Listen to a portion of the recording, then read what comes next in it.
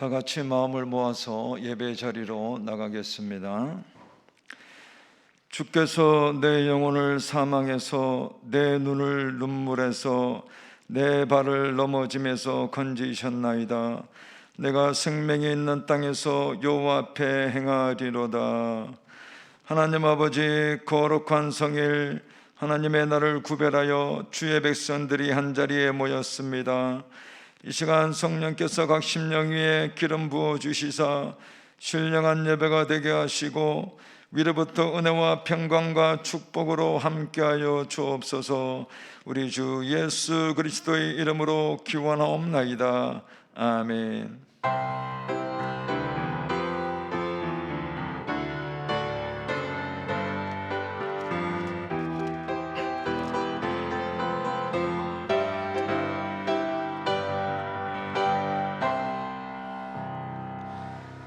다 같이 찬송가 254장 찬양하시겠습니다.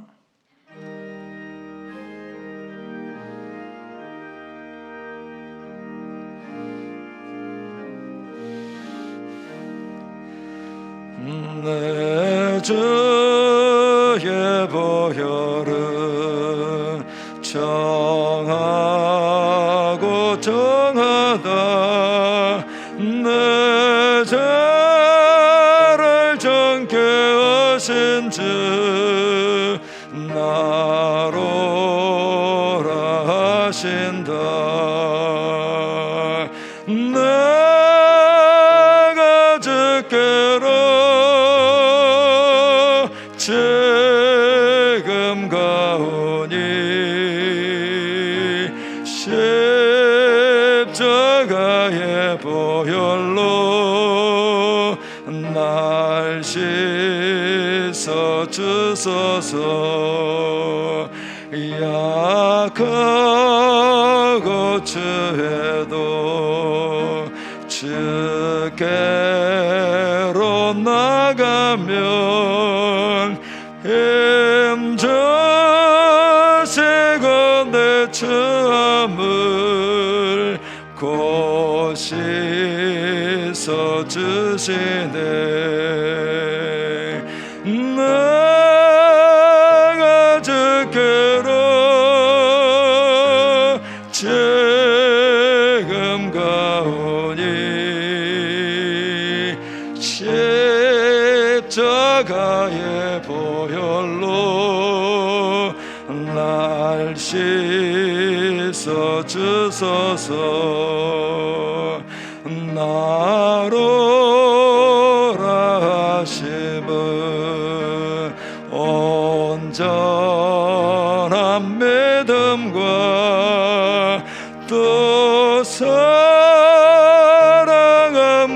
평안함 다 주려 함이라.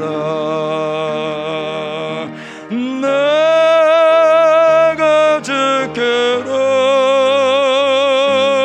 지금 가오니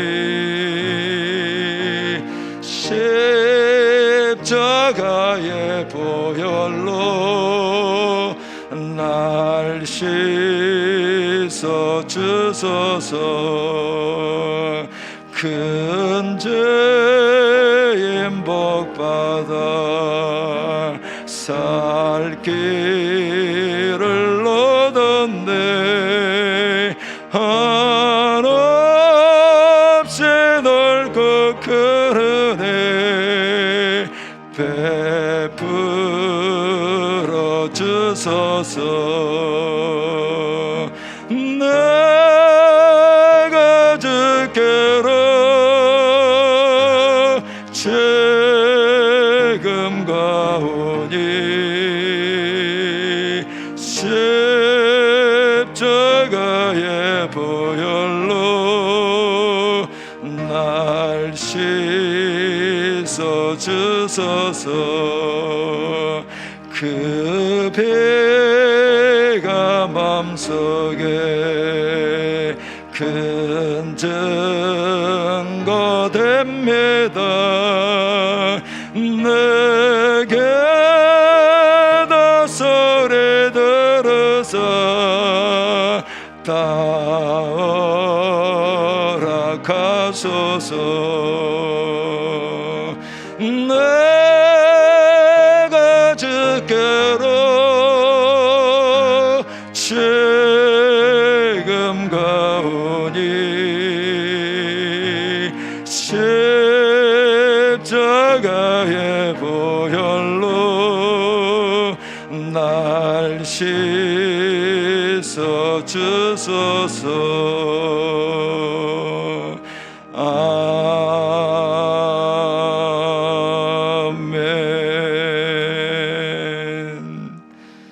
새로 번역된 사도신경으로 우리의 신앙을 고백하겠습니다. 나는 전능하신 아버지 하나님 천지의 창조주를 믿습니다.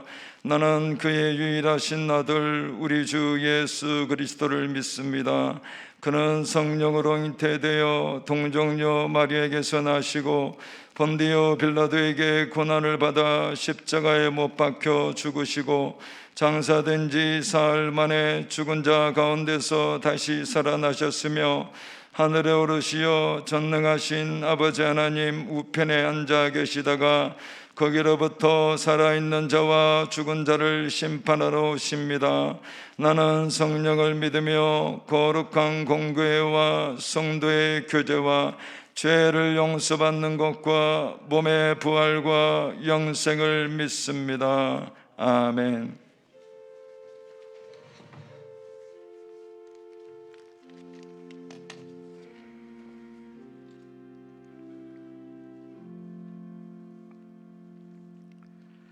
다 함께 기도하시겠습니다. 나의 힘이 되시는 아버지 하나님, 오늘도 아름다운 제단에 나와 예배드릴 수 있도록 인도하심에 감사를 드립니다. 먼저 저희들의 죄를 고백합니다. 회개합니다. 용서하여 주옵소서. 하나님께서는 살아계셔서 저희들의 생사화복을 주관하여 주심을 믿습니다. 내 마음을 다하고 뜻을 다하여 주님만 사랑하며 나가는 저희들이 되게 하여 주옵소서. 너희는 서로 사랑하라 말씀하셨지만 사랑하지 못하고 시기하며 미워하며 살아왔습니다. 주님 용서하여 주옵소서. 나는 아무런 공로가 없습니다. 저희들이 살아가는 이 모든 것이 하나님의 은혜임을 고백합니다. 나의 생각과 나의 계획이 이루어지지 않는다고 하나님을 미워하거나 불평하지 않게 하시며 더욱 하나님만 높이며 나갈 때 하나님의 축복이 넘칠 줄로 믿습니다. 이제 사순절 기간입니다. 보라, 세상 죄를 지고 가는 하나님의 어린 양이로다. 예수님께서는 고난과 순환을 받으시고 내가 하는 것을 알지 못하는 저희들을 불쌍히 여기시며 용서하여 주옵소서. 기도하신 그 모습을 저희들도 따르는 자녀들이 되게 하여 주옵소서. 귀한 주님의 사랑으로 날 구원하시니 나도 본받아 주의 일에 힘쓰는 우리 모두가 되게 하여 주옵소서. 믿음의 기도가 살아나는 교회, 말씀이 살아 움직이는 교회, 섬김과 헌신이 넘치는 열매 맺는 이러한 아름다운 광릉내 교회가 되게 하여 주옵소서. 코로나 바이러스로 많은 사람들이 불안하며 고통받고 살아갑니다. 주님께서 개입하여 주셔서 하루속히 소멸시켜 주시기를 원합니다. 많은 환우들이 있사오니 믿음의 기도는 병든 자들을 구원하시리니 주께서 그들을 일으켜 주심을 믿어지는 저희들이 되게 하여 주옵소서. 과관련 선교센터가 마무리 공사 중에 있습니다. 이 선교센터는 우리의 집이 아니요 하나님의 집인 것을 기억하며 기도하며 온 성도가 하나가 되어 동참해 나갈 때 하나님의 역사가 나타날 줄로 믿습니다. 이제 말씀을 듣습니다. 귀한 종을 붙들어 주옵소서. 선포되어지는 말씀이 우리들의 마음속 깊이 새기며 들음으로 깨닫게 하시며 변하여지는 귀한 시간이 되게 하여 주옵소서. 이름도 빛도 없이 헌신하며 봉사하는 모든 분들과 함께 예배드리는 온 성도들에게 하나님의 축복이 넘치게 하여 주시옵소서. 거룩하신 예수님의 이름으로 기도하옵나이다. 아멘.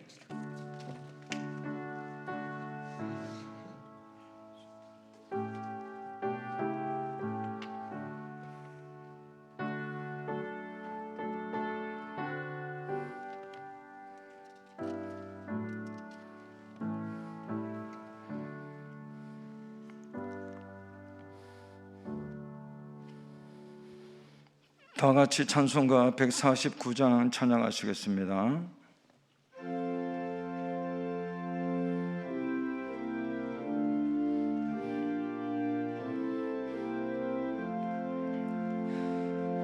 주 달려 죽은 십자가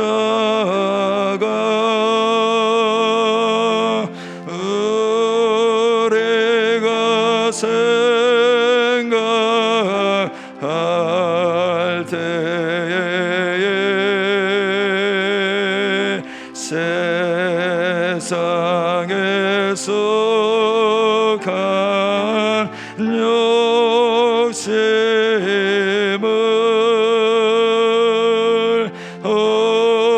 헛된 줄 알고 버리네.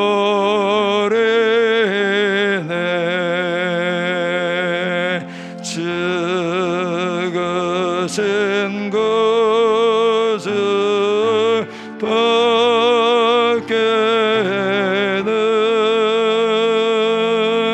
자랑을 말게 하소서.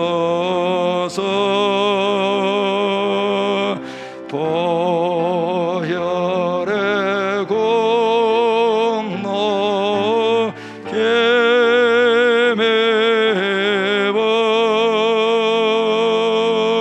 교만한 마음을 버리네.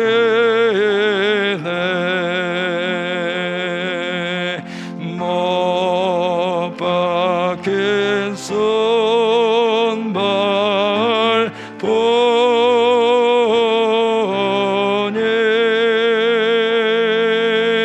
큰 잡이 나타내셨네.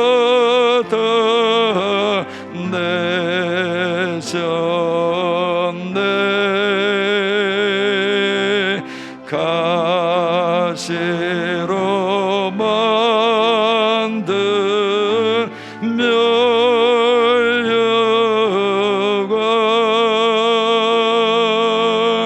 우리를 위해 쓰셨네.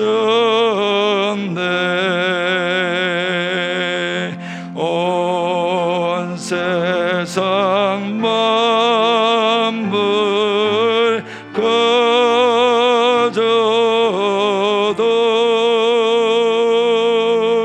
주는 못다 갚겠네.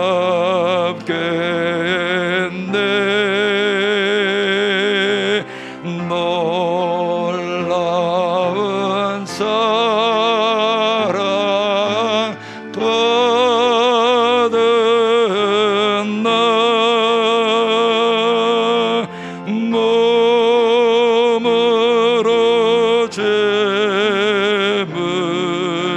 삼겠네.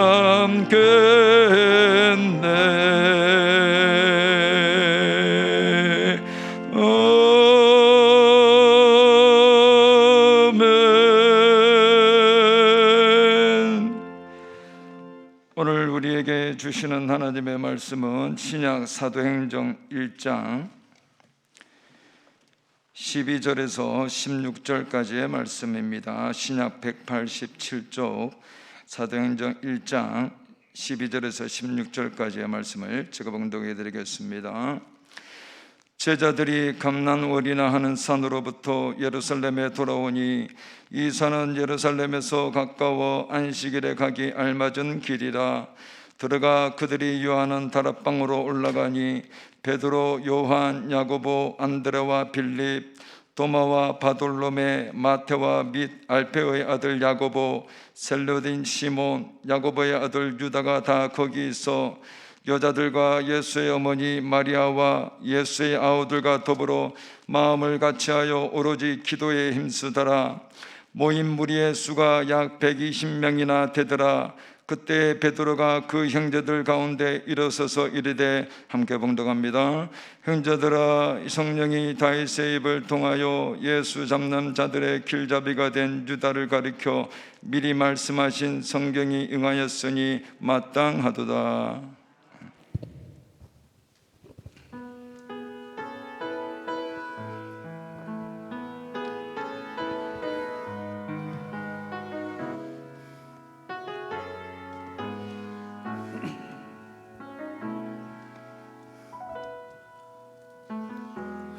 따스한 성령님 마음으로 보내 내 몸을 감싸며 주어지는 평안함 만족함을 느끼네.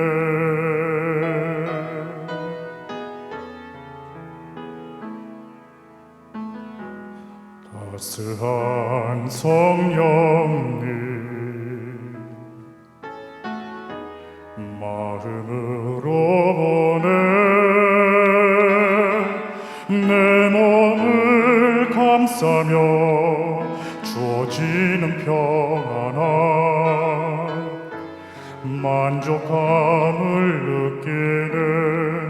부르신 곳에서 나는 예배하네. 어떤 상황에도 나는 예배하네. 부르신 곳에서 나는 예배하네. 어떤 상황에도 나는 예배하네.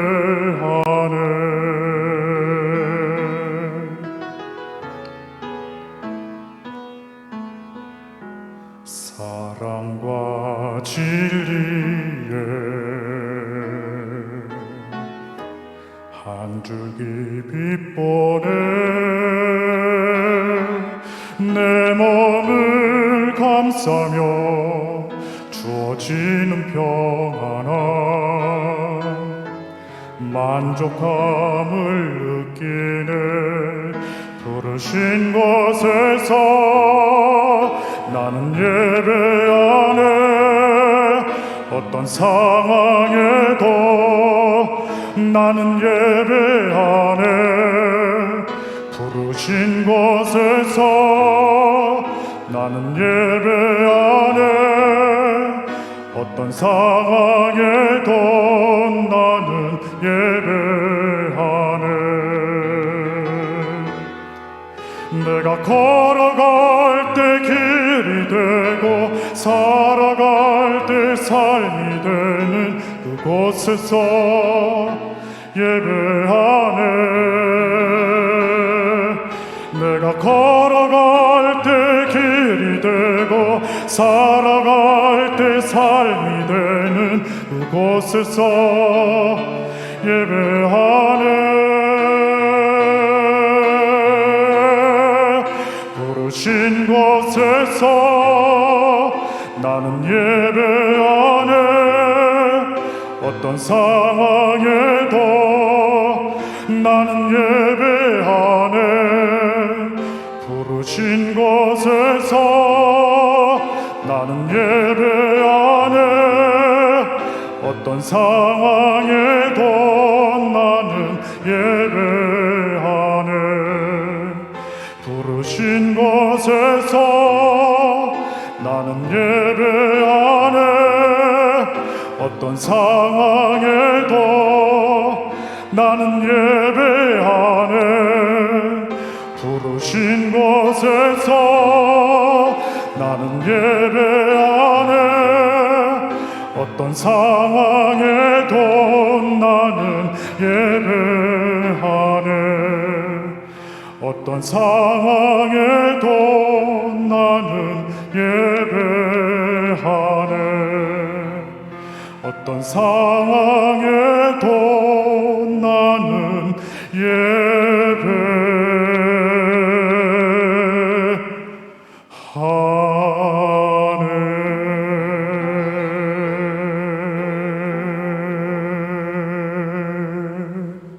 아멘. 기도합니다. 하나님 아버지, 어떤 상황에도 아버지를 예배하며 아버지께 찬양하오니 저희의 중심을 받아 주옵소서. 이제 말씀을 듣습니다. 이 말씀 속에 성령께서 역사하시는 것을 보게 하옵소서. 우리 주님 예수 그리스도의 이름으로 기도하옵나이다. 아멘. 13절 말씀을 다시 봅니다. 13절.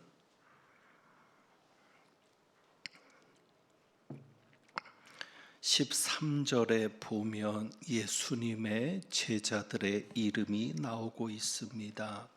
사도들이라고 불리우는 제자들의 이름이 11명 나와 있습니다. 그런데 이런 질문을 해봅니다. 왜 굳이 제자들의 이름을 기록했을까 하는 질문입니다. 왜 굳이 제자들의 이름을 기록했겠습니까? 이야기의 흐름을 보면 사도를 한 명 보충하는 내용이 뒤에 있습니다. 가룟 유다를 대신할 사도를 한 사람 뽑아야 되는데, 그래서 11명의 이름을 먼저 기록한 것이 아닌가 생각할 수 있습니다. 그런데 26절에 보면 마띠아를 뽑는 내용이 나와 있는데 26절입니다. 제비 뽑아 마띠아를 얻으니 그가 11사도의 수에 들어가니라. 13절에 나오는 11명 제자들의 이름과 마띠아를 뽑는 26절 사이에는 여러 가지들이 기록되어 있습니다. 바로 이어지지는 않는다는 것입니다. 그렇기 때문에 이 제자들의 이름이 사도를 보충하는, 사도를 새로 뽑는 이야기의 서론이라고 볼 수는 없다. 그렇게 보기는 어렵다라는 생각을 하게 됩니다. 그렇다면 제자들의 이름을 어떻게 보아야 되느냐? 오히려 14절과 연결이 되어 있음을 볼 수 있습니다. 13절과 14절을 같이 봅니다. 11명의 이름이 나옵니다. 베드로부터 야고보의 아들 유다까지 11명의 이름이 나오고 다 거기 있어. 그리고 14절과 이어집니다.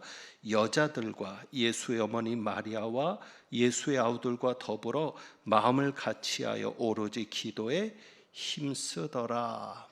그러니까 제자들의 이름을 기록하고는 다 거기 있어서 누구들과 더불어 마음을 같이하여 기도에 힘썼다라고 기록합니다.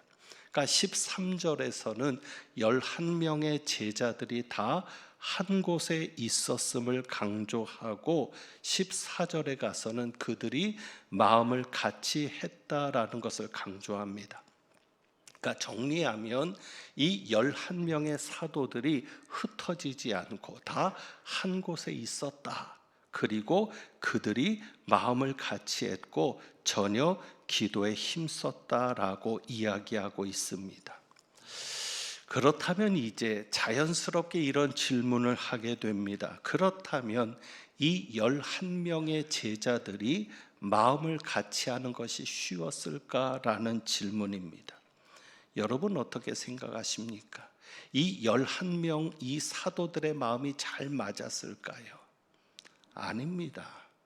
우리가 아는 것은 이 11명의 제자들은 예수님이 이 세상에 계실 때 누구보다도 서로 높아지려고 했던 제자들입니다.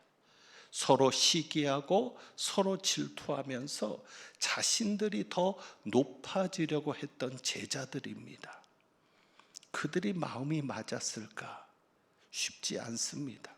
어쩌면 제자들의 이름이 여기에 기록되는 것은 그들이 누구보다도 자기 이름을 드러내려 하는 자들이었다라는 것을 보여주는 하나님의 뜻이 있지 않을까를 생각합니다.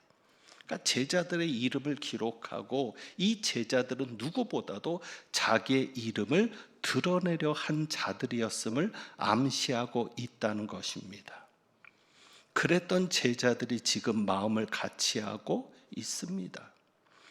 그랬던 제자들이 예수님이 떠난 이후에도 흩어지지 않고 마음을 같이하고 있고 한 곳에 모여 있습니다. 이것은 절대 쉬운 일이 아닙니다.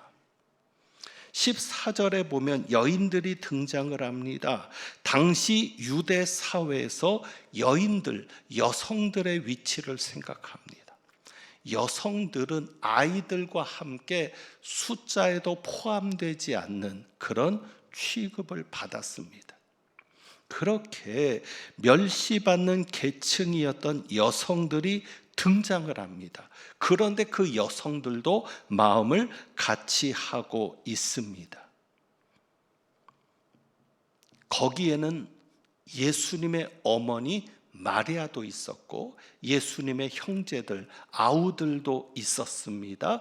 그들도 마음을 같이 하고 있습니다. 자, 그리고 그들만 있었느냐? 아닙니다. 거기에 모인 사람의 숫자가 120명이니 100명 이상의 사람들이 또한 이들과 함께 같이 했고 마음을 같이 하고 있었습니다. 그 나머지 사람들은 그렇다면 마음을 같이 하는 것이 쉬웠을까? 여러분, 쉽겠습니까? 거기 모인 120명의 사람들은 흔히 표현하는 대로 각양각색의 사람들이 다 모였을 겁니다.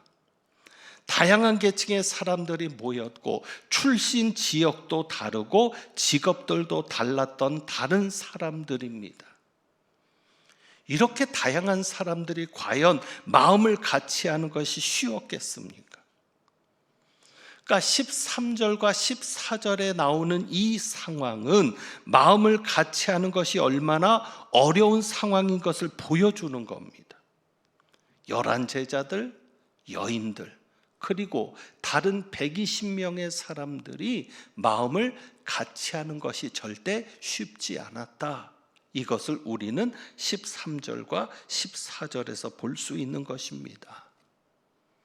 그리고 또 한 가지 우리가 주목해서 볼 것은 이겁니다. 이들이 마음을 같이 했는데 이들이 마음을 같이 했던 때가 언제였는가 하는 사실입니다. 이들이 언제 마음을 같이 했습니까? 쉽게 표현하면 성령을 받기 전입니까? 성령을 받은 후입니까? 성령 받기 전. 그러니까 이들이 마음을 같이 했던 그 때는 성령님이 오시기 전입니다. 성령님이 오셔서 역사하시면 물론 마음이 같이 되죠. 성령님은 하나 되게 하시는 영이니까. 그런데 이들이 마음을 같이 했을 때는 성령이 오시기 전입니다. 다시 말하면 성령이 오셔서 하나 되게 하신 것이 아니라 자기들이 마음을 같이 한 겁니다. 그들이 마음을 일치시키려고 했던 겁니다. 그리고 그들이 하나 되었을 때 성령께서 오셨습니다. 이것은 우리에게 던져주는 바가 큽니다. 교회도 마찬가지입니다. 교회도 하나가 되어야 성령이 오셔서 하나 되게 하는 역사도 있지만 하나가 될 때 성령께서 역사하신다는 사실입니다. 교회는 하나가 되어야 합니다. 그렇다면 이들이 어떻게 마음을 같이 할 수 있었을까? 교회도 그렇지 않습니까? 여기 모이신 분들만 해도 어떻게 하나가 될 수 있어요? 직업도 다르고 여기에 모인 목적도 다를 것입니다. 물론 예배라고 하는 공동 목적도 있지만 여러분들이 교회 나올 때 기대하는 바도 다 달랐을 겁니다. 교회 나오는 목적도 다를 것이고요, 성격도 다르고요, 취향도 다른 겁니다. 여러분이 서로에게 거는 기대도 다르겠죠. 이렇게 다양한 우리들이 어떻게 하나 될 수 있을까?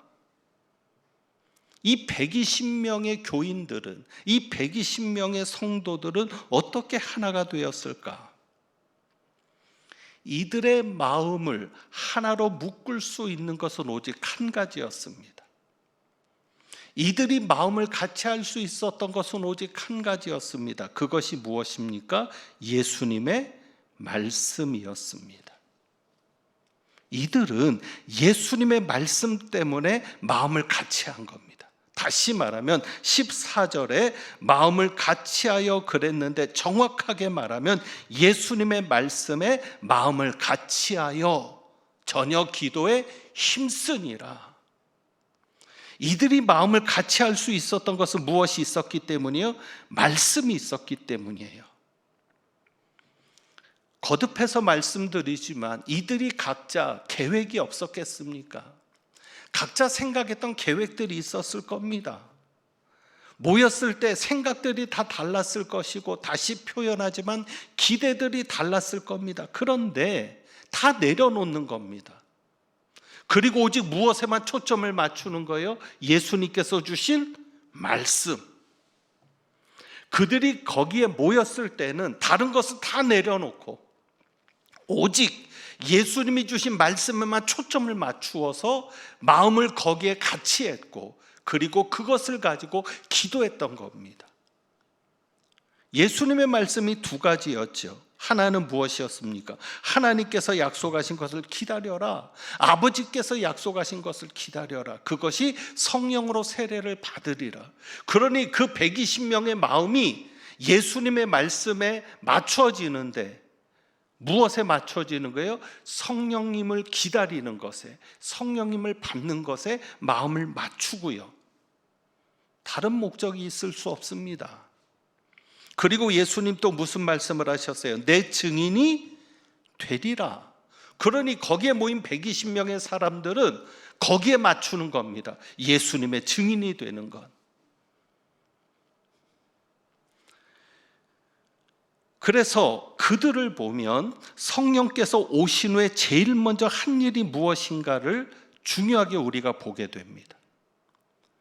그들이 성령님이 오셔서 제일 먼저 한 일이 뭐예요? 예수님을 전하는 일이었어요. 왜? 증인이 되는 것에 목표가 맞춰져 있으니까.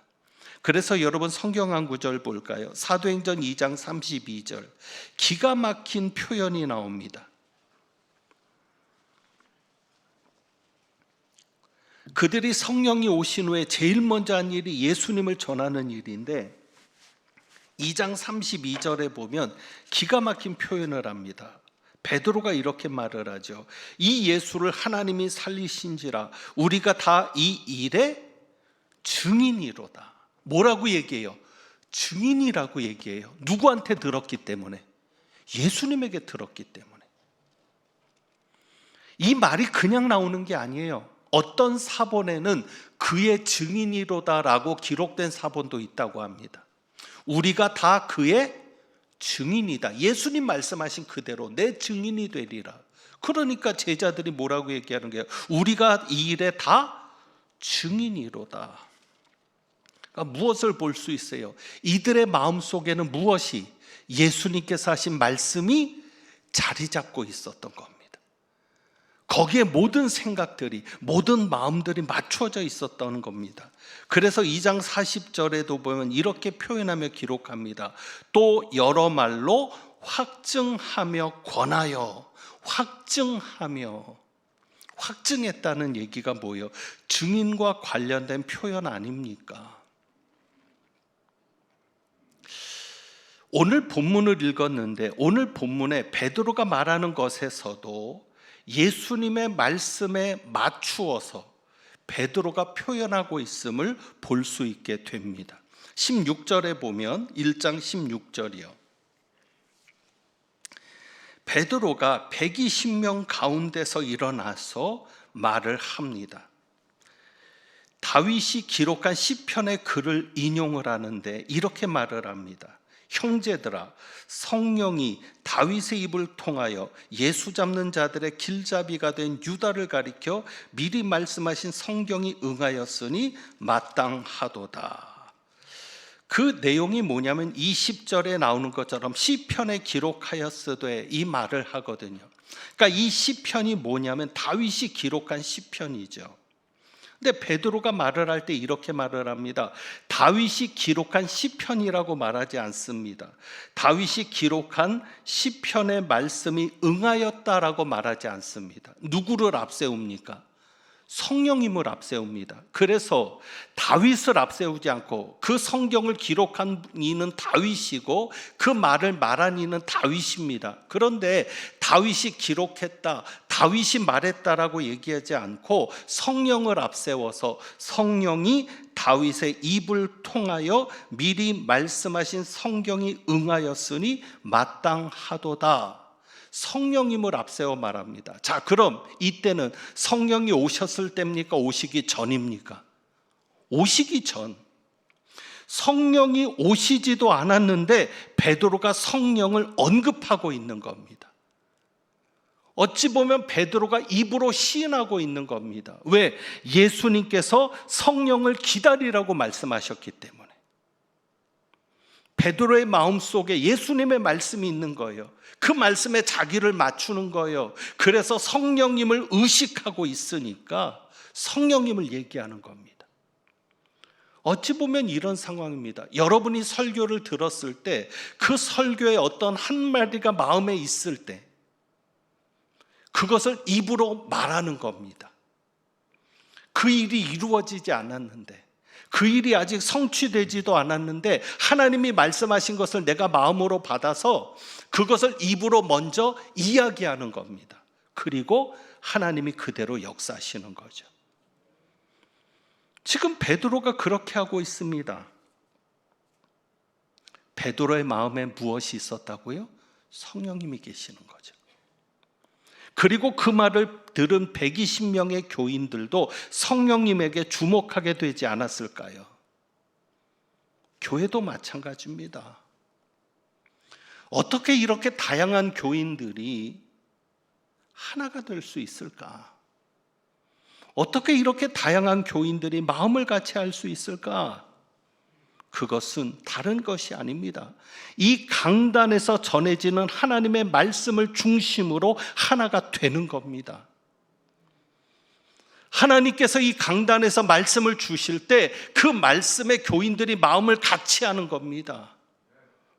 자기 생각을 내려놓고 자기 계획을 내려놓고 하나님의 말씀에 하나가 되는 겁니다. 제가 저희 교회 담임 목사가 되면서 몸부림치는 노력이 무엇인가 하면 거룩해지려는 노력입니다. 죄를 안 지으려고 몸부림을 칩니다. 왜? 이 강단에서 내가 하는 설교가 내가 말하는 것이 아니라 성령께서 내 입을 통해 하시는 말씀이 되려면 거룩해지지 않으면 안 되거든요. 예수님과 일치가 되지 않으면, 예수님과 하나가 되고 예수님을 닮아가지 않으면 제 말이 예수님이 하시는 말씀이 안 되거든요. 그것이 왜 중요합니까? 목사가 하는 설교에 교회가 하나가 되어야 하기 때문입니다. 거기에 모든 교인들이 마음을 같이 해야 되니까. 그러니 그 설교를 함부로 할 수 없는 겁니다. 매주마다 전해지는 이 말씀이 교회의 방향이 되는 겁니다.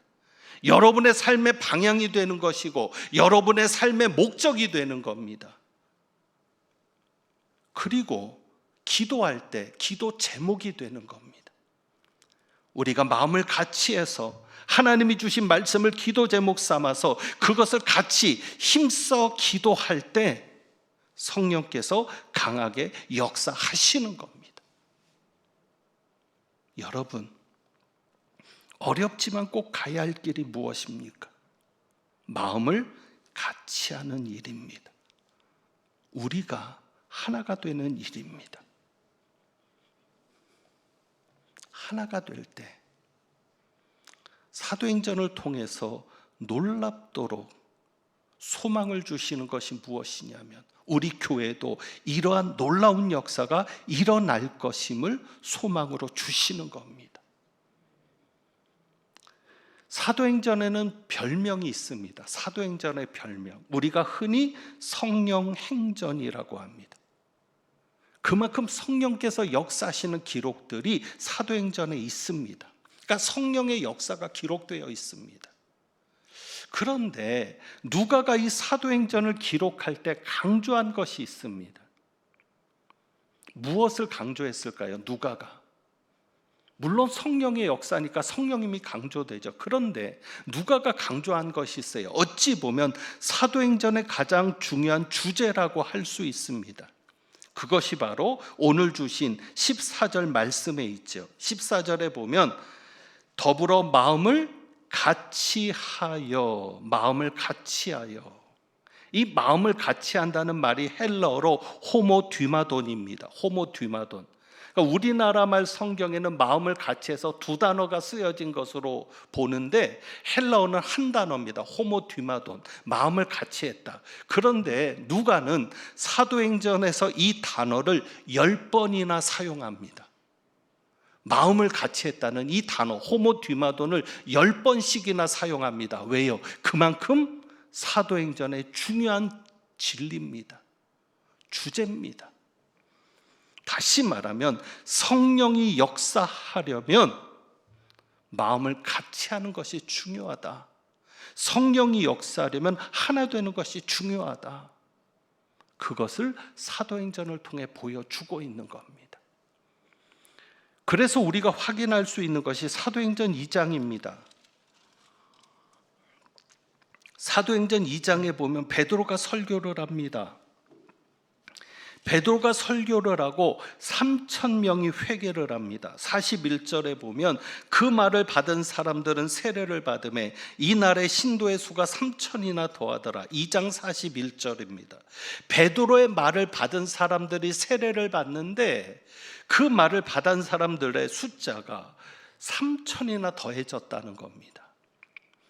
어떻게 설교를 하는데 3,000명이 회개할까? 우리 교회 그런 역사가 일어나면 얼마나 좋겠습니까? 그러면은 그런 역사가 일어난 것이 베드로에게 능력이 있어서입니까? 물론 베드로가 능력이 있는 것은 사실이죠. 하지만 성경은 그렇게 기록하지 않습니다. 2장 14절을 봅니다. 14절.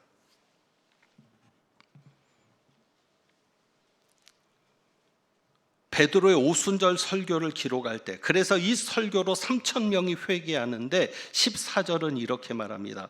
베드로가 11사도와 함께 서서 소리를 높여 이르되, 11사도와 함께 서서. 베드로가 설교할 때 누가 함께 했어요? 11사도가 함께 했기 때문에 역사가 일어났다는 겁니다. 함께 했다는 것을 강조합니다. 그 다음에 사도행전 3장에 보면 놀라운 기적이 일어나죠. 베드로를 통해서 역시 일어납니다. 성전 미문에 앉아있는 못 걷게 된 장애인, 구걸하며 사는 장애인을 베드로가 고칩니다. 그래서 베드로가 나사렛 예수 그리스도의 이름으로 일어나 걸으라. 3장 6절이죠. 그리고 베드로가 오른손을 잡아 일으킨 겁니다. 베드로가 나서서 했지만 성경은 이렇게 기록합니다. 3장 4절입니다. 베드로가 요한과 더불어 주목하여 이르되. 베드로가 누구와 더불어? 요한과 더불어. 우리가 보았잖아요. 더불어 마음을 같이 하여. 더불어. 사도행전의 역사는 절대 혼자 일으킨 역사가 아닙니다. 함께 할 때, 마음을 같이 할 때 성령께서 강하게 역사하셨습니다. 그러니까 사도행전의 그림을 정리해 보면 그렇습니다. 예수님께서 말씀하십니다. 그리고 그 말씀에 모든 사도들과 모든 교인들이 초점을 맞춥니다. 그리고 마음을 같이 하려고 합니다. 그리고 그것을 기도 제목 삼고 애쓰며 기도합니다. 그래서 그 말씀을 중심으로 하나가 되었을 때 성령께서 역사하십니다. 하나 되게 하시는 성령께서 더 하나 되게 하시죠. 온전한 하나 되게 하시는 거죠. 그 전까지는 애쓰면서 하나 되게 하려 되지만 은혜를 받으니까, 성령이 역사하니까 자연스럽게 하나가 되고, 그리고 나서 말씀의 능력이 나타나고 있습니다. 그러니까 말씀이 전해지고 그 말씀 붙잡고 기도하고, 그래서 말씀의 능력이 나타나고, 그리고 또 그 말씀 붙잡고 또 능력 있는 기도를 하고, 그러니까 말씀과 기도와 말씀과 기도가 계속 반복해서 나타나고, 무엇보다도 중요한 것은 성령께서 강하게 이끌어 가시는 겁니다.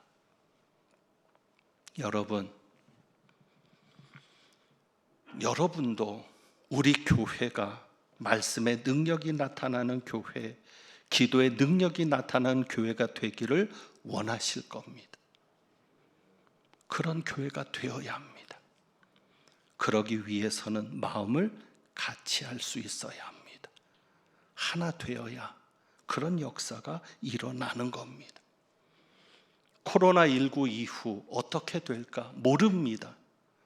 당장 1시간 이후의 일도 우리가 모르는데 앞으로 일을 어떻게 알겠습니까? 그러나 분명한 것은 하나만 되면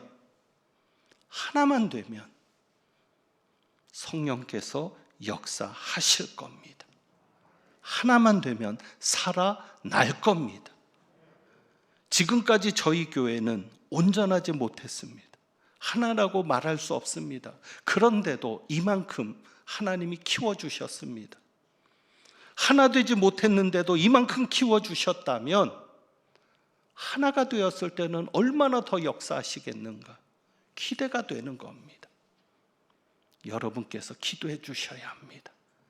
온 교우들이 하나님의 말씀을 중심으로 마음을 같이 하고, 또 마음을 같이 해서 기도에 함께 힘쓸 수 있도록, 그래서 놀라운 성령의 역사를 경험하고, 그것이 단순히 교회에서만 나타나는 역사가 아니라 여러분의 가정에서도, 직장에서도, 사업장에서도, 여러분의 삶에서도 놀랍도록 성령의 역사가 나타나는 교회가 될 수 있도록 마음을 같이 해주시는 은혜가 있기를 축원합니다.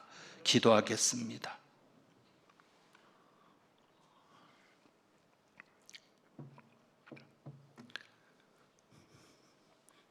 하나님 아버지, 온 교우들이 마음을 같이 할 수 있게 하시옵소서. 하나가 될 수 있게 하시고, 또한 성령이 하나 되게 하신 것을 힘써 지켜가는 저희들 되게 하옵소서.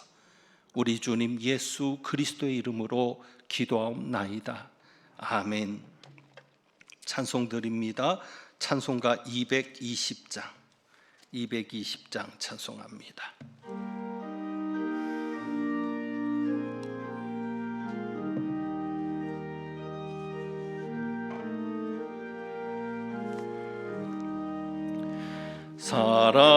사랑하는 주님 앞에 형제 자매 한자리에 그 신은혜 생각하며 즐거운 찬송 부르네. 내 주 예수 본을 받아 모든 사람 내 몸같이 환난 근심 위로하고 진심으로 사랑하세. 사랑하는 주님 앞에 온갖 충성 다 바쳐서 괴로우나 즐거우나 주님만 힘써 섬기네. 우리 주님 거룩한 손 제자들의 발을 씻어 남 섬기는 종의 도를 몸소 행해 보이셨네. 사랑하는 주님 예수 같은 주로 섬기나니 한 피바다 한 몸 이룬 형제여 친구들이여 한 몸같이 친밀하고 마음으로 하나 되어 우리 주님 크신 뜻을 지성으로 준행하세.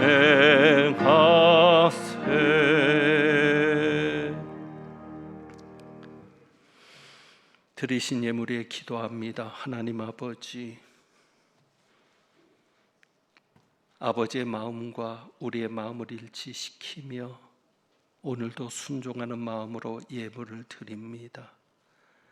예수님께서 세상을 바라보시는 그 마음, 예수님께서 물질을 바라보시는 그 마음으로 우리가 세상과 물질을 대하면서 믿음으로 주님 앞에 예물을 드립니다. 이 예물 기쁘게 받으시고 주님께서 기뻐하시는 일에만 쓰여지는 예물 되게 하옵소서. 오늘도 예물 드린 가정들 위해 기도합니다. 하나 되는 역사가 있게 하옵소서. 남편과 아내가 하나 되고 부모와 자녀가 하나 되고 형제와 형제들이 하나 되는 귀한 역사가 일어나 성령께서 역사하시는 가정들, 모든 삶의 터전들이 되게 하옵소서. 우리 주님 예수 그리스도의 이름으로 축복하며 기도하옵나이다. 아멘. 주보를 같이 봅니다. 오늘은 사순절 5번째 주일로 드리고 다음 주일은 종려 주일로 지내게 됩니다. 이번 주 공사 안내를 여러분이 보시고 중요한 공사들이 있습니다. 지금 공사가 94%가 진행이 되었습니다. 94% 공사 진행 상황인데 앞으로 남은 공사들을 위해서도 계속 기도해 주시기를 바랍니다. 개업하시는 가정이 있습니다. 백원기 집사님과 이유진 권사님이 진접지구에 88 스테이크 집을 오픈을 하십니다. 요즘 코로나로 인해서 자영업자들이 참 어려운 때인데 개업을 하게 됩니다. 여러분의 기도와 관심이 필요합니다. 기도를 부탁드립니다.